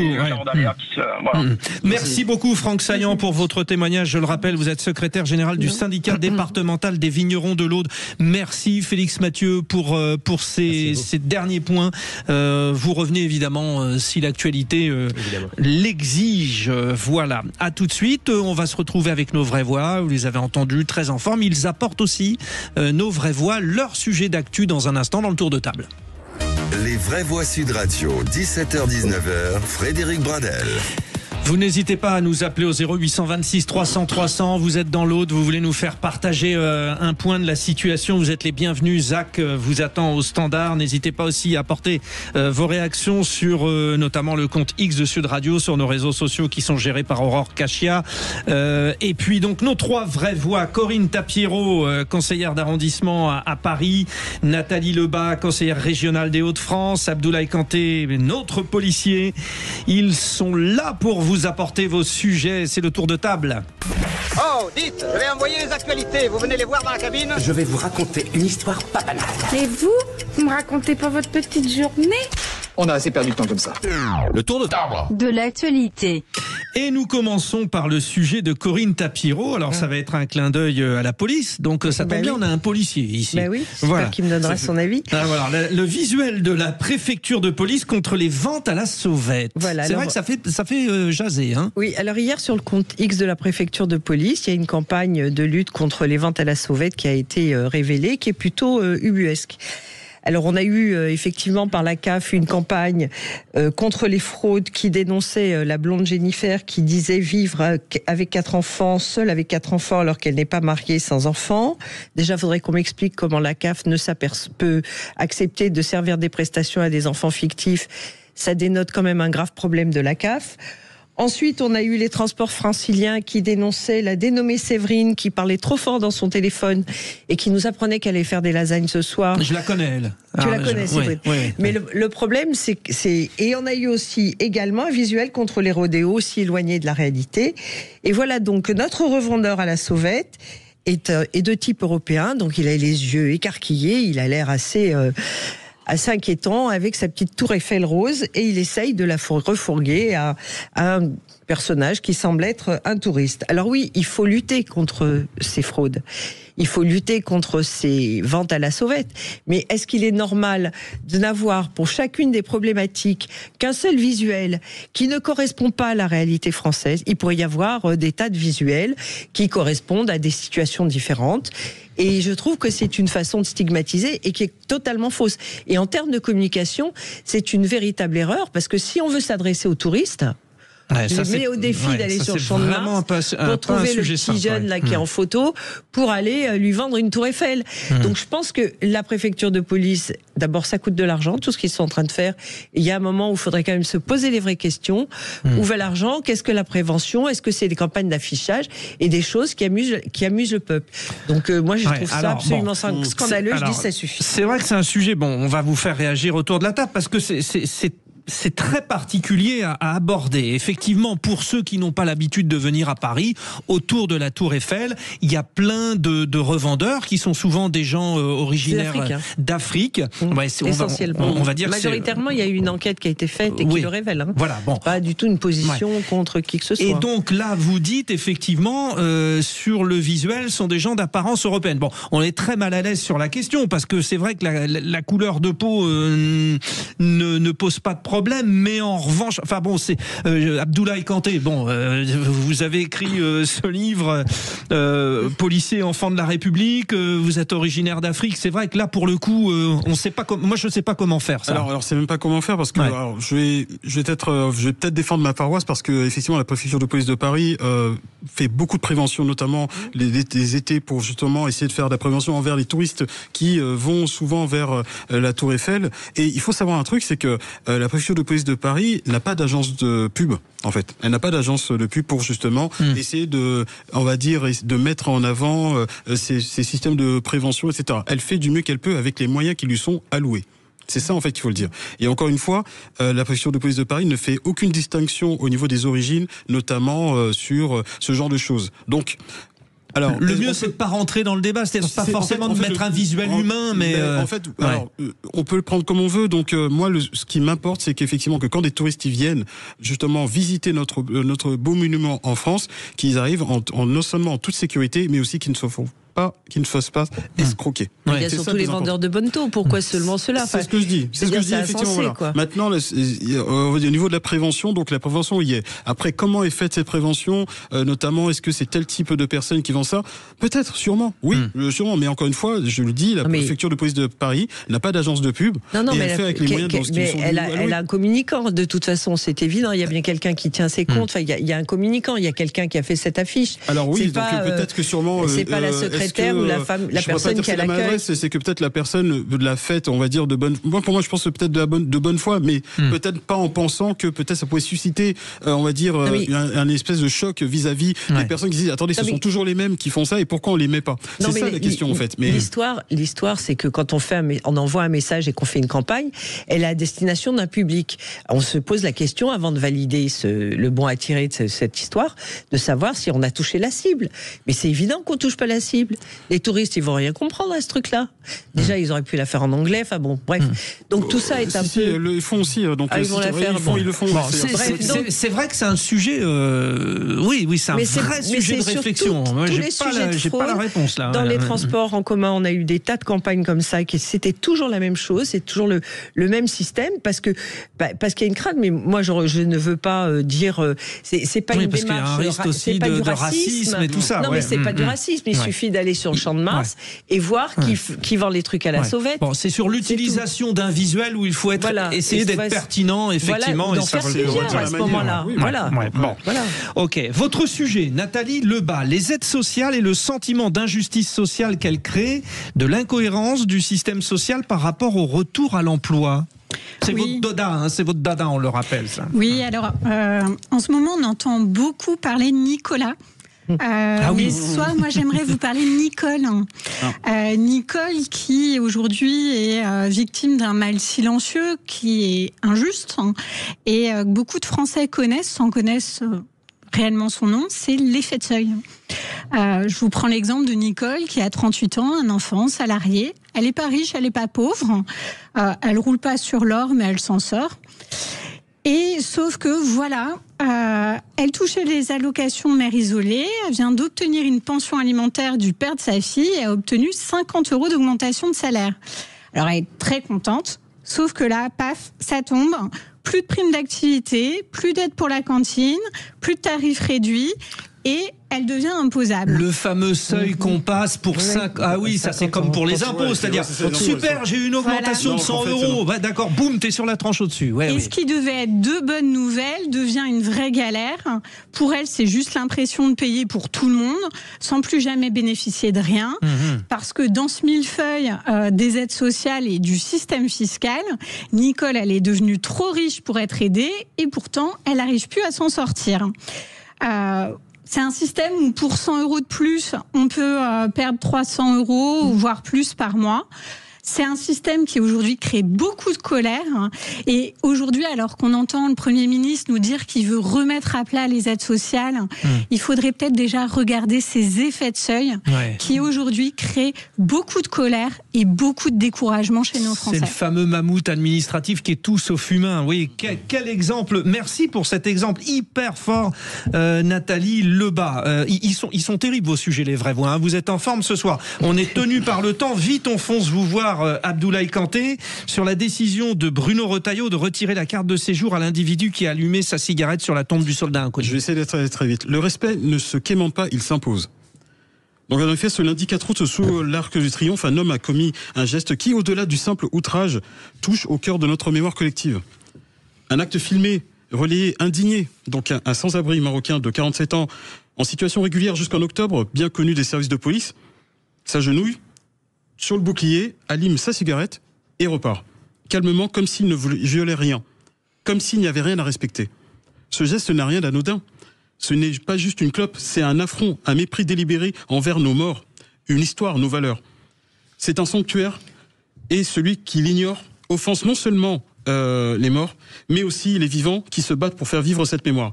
Derrière cet acte, ce n'est pas seulement une provocation d'un marginal, c'est le symptôme d'une société où certains ne reconnaissent plus les symboles de la République, où le respect ne va plus de soi, où l'on croit piétiner l'histoire sans conséquence. Heureusement, il y a une réponse juridique. Il est poursuivi effectivement pour violation de sépulture et aussi son titre de séjour va être retiré et comme l'a annoncé le ministre, et ça je trouve que c'est quelque chose de très intéressant. Certains diront expulsé. Certains diront qu'il s'agit d'un acte isolé, d'un individu à la dérive, mais peut-être la symbolique est forte. Et elle doit nous rappeler que nos monuments ne sont pas simples pierres, mais seulement des repères. Alors oui, indignons-nous, mais surtout restons vigilants, car une nation qui n'honore plus ses morts est une nation qui trahit ses vivants. Merci Abdoulaye Kanté. Dans un instant, nous commençons notre coup de projecteur. Les incendies dans le massif des Corbières, plus grand feu de forêt qu'ait connu la France au XXIe siècle, rappellent que les conditions atmosphériques actuelles favorisent ces méga-feux. Ils symbolisent les effets du réchauffement climatique qui assèchent la végétation et rendent notre futur inquiétant.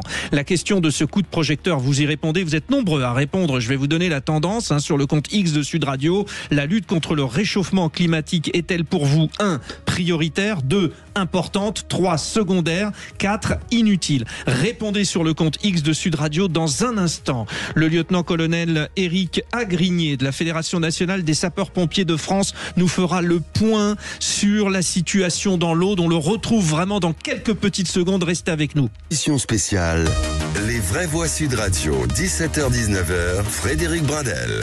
Il est temps de s'intéresser avec nos vraies voix donc sur la situation dans l'Aude. Je vous le rappelle, nos 3 vraies voix, Corinne Tapiero, Nathalie Lebas, Abdoulaye Kanté. Tout de suite le coup de projecteur.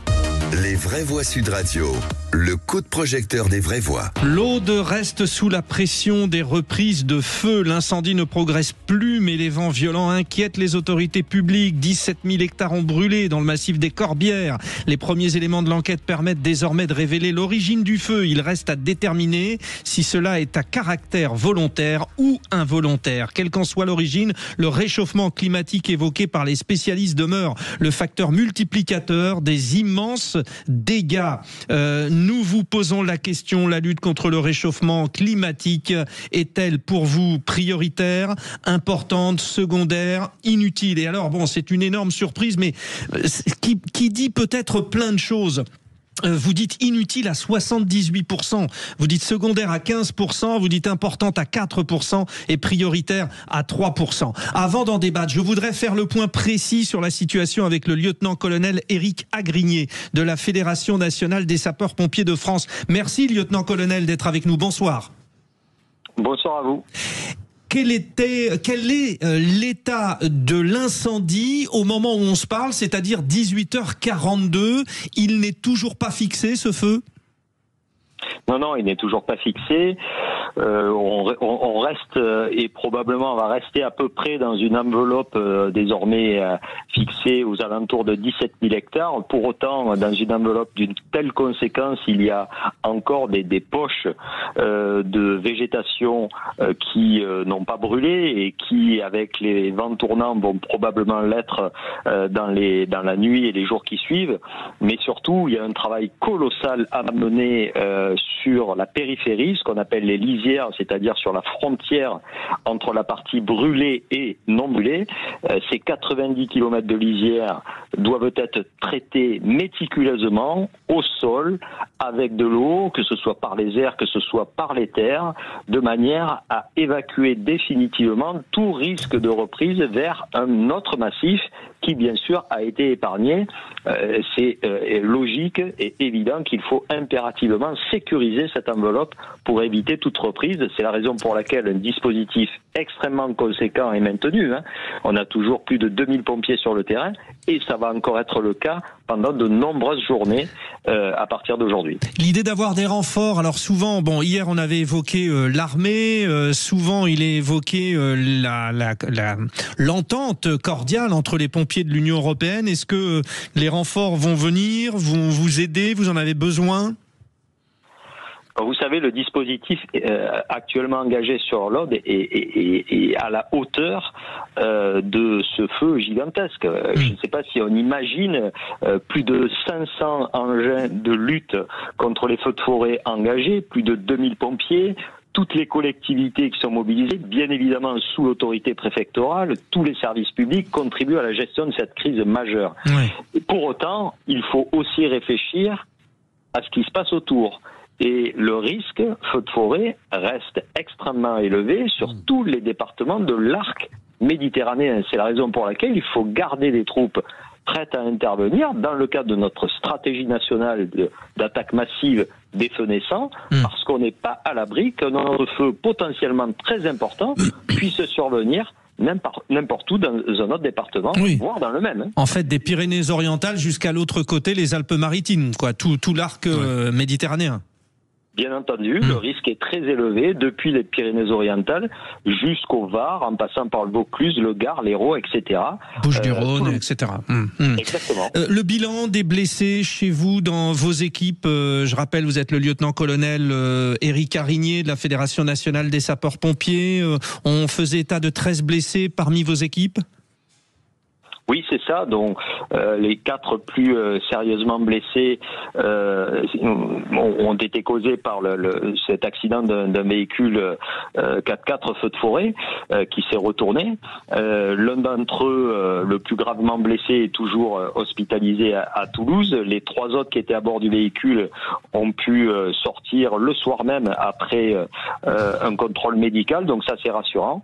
Le pronostic vital de ce blessé grave n'est pas engagé engagé, mais il reste bien sûr sous observation et il est suivi en milieu hospitalier. Merci. Juste une dernière question, cher Éric Agrigné.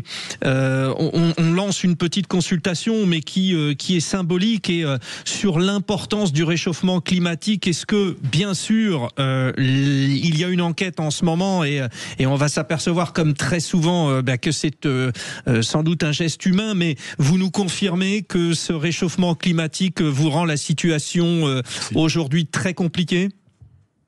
Ah ben c'est incontestable. Je vois pas comment on pourrait dire autre chose. 9 feux sur 10 sont d'origine humaine et aujourd'hui le réchauffement climatique est là. Il impacte directement l'environnement, il impacte directement la végétation. Il crée des conditions terribles pour ce type de feu. On a clairement une extension temporelle, puisque les feux peuvent démarrer, les grands feux peuvent démarrer dès le mois de mai, le mois de juin. On l'a déjà constaté et on le constatera de plus en plus et ils s'étendront plus tard dans la saison, c'est-à-dire jusqu'au mois de septembre, jusqu'au mois d'octobre même. Oui. Et puis surtout, ils généreront de la simultanéité, c'est-à-dire que ces grands feux qui étaient exceptionnels deviendront encore plus nombreux. C'est incontestable et c'est scientifiquement démontré. Merci beaucoup, lieutenant-colonel Éric Agrigné de la Fédération nationale des sapeurs-pompiers de France. Et bien sûr, les vraies voix qui sont autour de moi et toute l'équipe de Sud Radio vous apportent tout notre soutien à toutes vos équipes, hommes et femmes, on le rappelle. Merci beaucoup. La lutte contre le réchauffement climatique est-elle pour vous ? C'est la question qu'on vous pose sur le compte X. Est-ce qu'elle est prioritaire ? Vous dites oui, mais à 3%. Est-ce qu'elle est importante ? Vous dites oui à 4%. Est-ce qu'elle est secondaire ? Vous dites oui à 15% et inutile à 78%.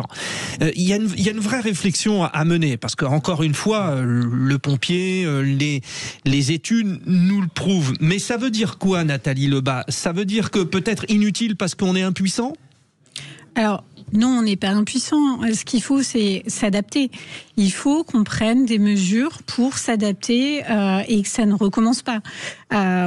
C'est évident qu'il y a un enjeu du réchauffement climatique. Quand aujourd'hui, on voit que le département du Nord est en vigilance renforcée sécheresse. Alors que vous êtes élu du Nord, on le rappelle. C'est véritablement un changement de paradigme. Donc oui, il y a des changements, mais il faut s'adapter. Il faut s'adapter sur les plantations. Il faut s'adapter aussi sur la gestion du bien commun. Ça a été dit tout à l'heure par le viticulteur. Avant, on allait débroussailler. Depuis quelques années, on voit des mairies qui nous expliquent qu'il ne faut plus débroussailler parce que les papillons sont contents quand il y a des hautes herbes. Oui, sauf que ça prend feu.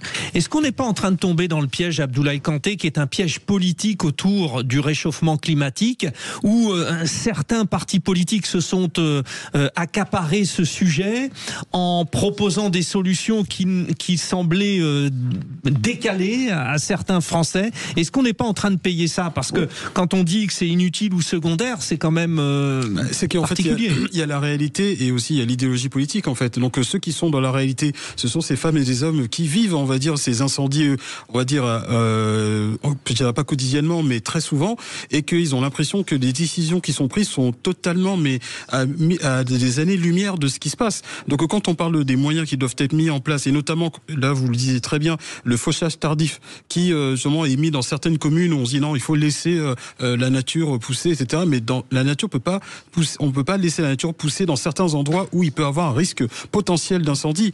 Et c'est vrai qu'il faut être pragmatique, réaliste, et aussi sortir de cette posture en disant non, mais laissons la nature faire les choses. À un moment donné, il faut aussi qu'on se responsabilise. Le réchauffement climatique est une réalité, mais il faut aussi savoir l'expliquer aussi à ces personnes qui sont confrontées à ce genre de choses, et aussi à la question économique, parce que l'écologie, vous savez, c'est une question aussi qui ne parle pas forcément à des gens, ceux qui sont démunis, qui n'arrivent pas à se réchauffer, qui n'arrivent pas aussi à avoir les moyens de se réchauffer, de pouvoir avoir des isolants pour être protégés. Donc ça aussi, c'est une réalité où il faut que le politique prenne en compte ce qui se passe aussi dans ces endroits où ils sont confrontés à ces dangers. Corinne Tapiro, est-ce que le piège dans lequel on est tombé finalement, c'est que il y a eu une politisation de l'écologie et que l'écologie est devenue un mot politique avant que ce qu'il doit être, c'est-à-dire quand même un mot citoyen, non ? Moi, je pense que l'écologie, comme l'éducation, ça doit être transversal à tous les partis politiques. Il ne doit pas y avoir une idéologie particulière. Il doit y avoir une volonté politique assise sur des éléments purement scientifiques et pas par un groupement ou des gens qui ont été triés sur le volet. Je pense que les gens qui répondent ce qui a été répondu, on ne peut pas nier le réchauffement climatique, mais ils ont répondu parce qu'ils sont excédés de la façon dont on leur présente l'écologie aujourd'hui. Ils sont excédés de la façon dont on leur colle des interdits sur tout. Ils sont excédés de cette politique qui est plus extrême gauche que réellement écologiste. Donc il y a un vrai problème de fond. Alors, ça montre aussi la vous rupture. Vous êtes de droite, vous nous l'avez dit, ce qui n'est pas tant aussi que la droite s'approprie ces questions. Mais je suis désolée, le Grenelle de l'environnement, c'est la droite, c'est pas la gauche. Je suis désolée, c'était Nathalie Kosciusko-Morizet, c'était pas hier. On a fait pas mal de choses, on a beaucoup travaillé sur ces sujets et on continue à le faire. On n'a absolument aucun complexe et on n'a absolument pas d'ordre ou de consignes ou des leçons de maintien à recevoir des uns ou des autres. On a malheureusement aujourd'hui une défiance de la population vis-à-vis de ces politiques et sur ce sujet, c'est une véritable défiance. C'est même plus rationnel. Mais moi, je les comprends. Bon, nous sommes, et on la remercie, avec Marie-Lise Rivière, la maire de Tournissan dans l'Aude. Alors bon, la connexion n'est pas forcément bonne. On va essayer quand même de pouvoir échanger avec vous. Merci Madame la maire d'être avec les auditeurs de Sud Radio. Quelle est la situation à Tournissan? Est-ce que vous êtes obligés aujourd'hui de mettre en place des dispositifs bien particuliers pour le quotidien qui a été complètement secoué par ces terribles incendies? Sur ma commune, la population a été la première nuit, la nuit du 5 au 6, elle a été confinée dans la salle communale. On a appliqué les consignes que nous devons faire dans le cadre d'opérations comme ça, ou incendie ou inondation. Donc ils ont plus ou moins été, on va dire, convaincus du bienfait du confinement. Mais on va dire que nous n'avons pas trop souffert au niveau de la population des causes de l'incendie. Le plus difficile, c'était les fumées. Par contre, ce qui est à noter, que c'est un incendie qui est arrivé très très rapidement.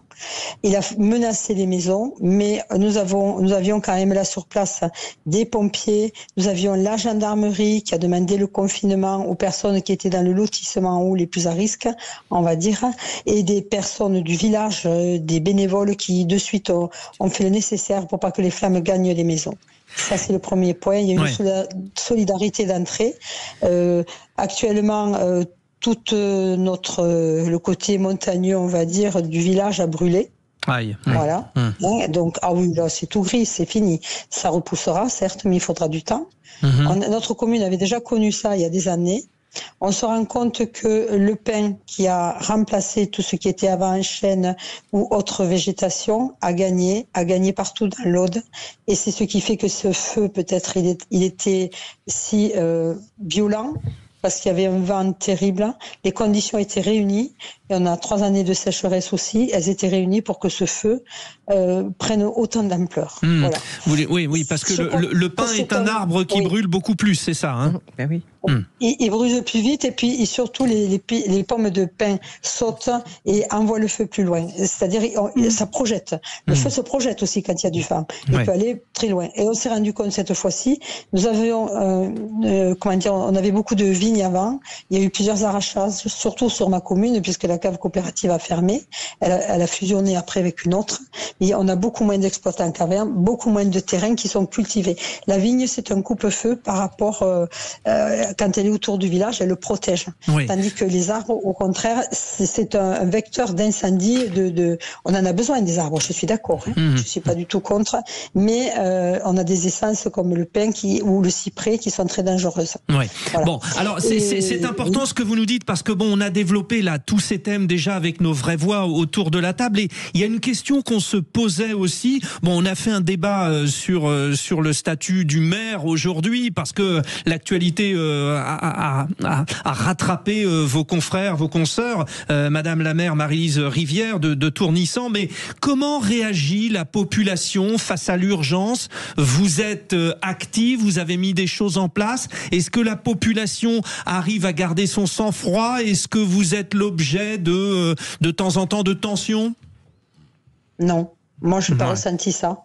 Non, chez nous, non. On est une petite commune, moins de 300 habitants. Et donc, on se connaît à peu près. Et puis, je pense que quand il vous arrive des choses comme ça, on est très abasourdi sur le coup. C'est après qu'on va réfléchir. C'est après, peut-être. Mais sur notre commune, on peut parler des OLED. J'ai fait une réunion par rapport à ça. Les personnes savent que ça existe. Maintenant, tout le monde ne suit pas les consignes. Mais ça, c'est humain. C'est ce qu'on voit partout. Et les OLED est-ce que vous pourriez nous rappeler ce que c'est? Les ELD, c'est quoi? Les obligations légales de défrichement. Voilà. D'accord. C'est-à-dire qu'autour des maisons, il faut faire attention.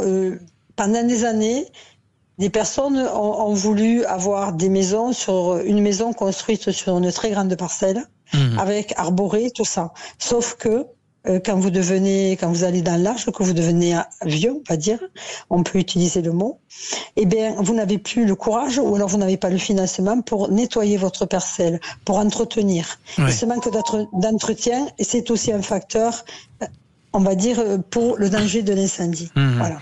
Bon, c'est très concret. Merci beaucoup, Marie-Lise Rivière. Bon courage à tous vos administrés, à vous.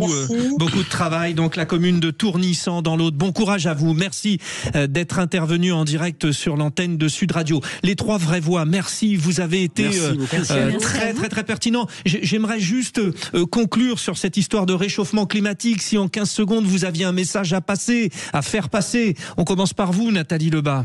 Alors, je pense qu'il faut que la société s'adapte, mais pas de manière punitive, de manière pragmatique et progressiste. C'est ce que dans les régions des Hauts-de-France, on a fait avec REV 3. Bien. Corinne Tapireau. Bien, moi, je pense que l'écologie doit appartenir à des sachants. Il faut se référer à l'expérience des agriculteurs, des viticulteurs, de ceux qui connaissent la terre et arrêter de confier ces sujets à des gens qui ne sont là que pour faire le buzz sur les réseaux sociaux. Abdoulaye Kanté. 3 mots. Ouais. Éducation, prévention et responsabilisation. Merci à vous trois. C'était un vrai plaisir de vous avoir, vos regards, votre pertinence. Les vraies voix reviennent demain, bien sûr. Alors, je serais tenté de dire qu'on suivra encore l'évolution dans l'Aude. J'aimerais que non, parce que peut-être que le feu sera battu. Et encore une fois, force à nos pompiers qui se battent H24 pour éteindre ces incendies. Force à eux. Bon courage à vous. On reste bien sûr sur le pont aussi, Sud Radio, on vous accompagne. Merci à toute l'équipe autour du réalisateur Anthony Urvois. Dans un instant, les informations, les derniers points sur l'actualité.